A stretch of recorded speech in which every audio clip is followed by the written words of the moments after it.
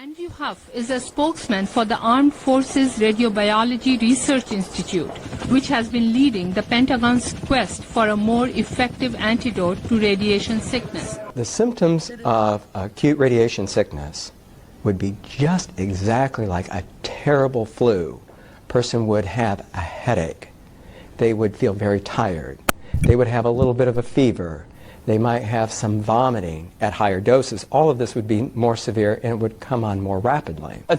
Acute radiation poisoning, which is serious, and it comes in 4 phases. First is prodromal. This is vomiting, nausea, diarrhea, anorexia, and more radiation makes this worse.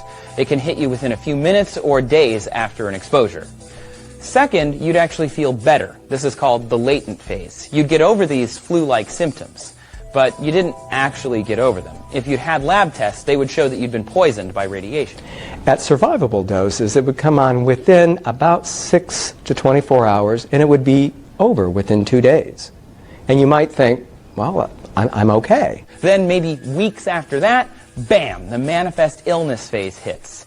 That's when a bunch of bad stuff happened too. And then 4 is recovery or death.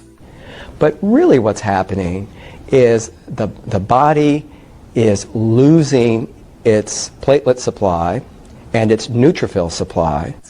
It's not clear what happens, but doctors think your cardiovascular system and central nervous system swell with fluid thanks to damaged cells.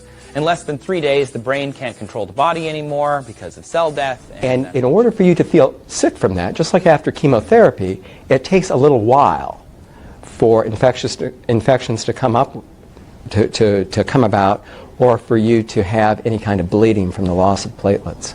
Because radiation is damaging DNA at the atomic level, acute poisoning is very hard to treat. Radaway does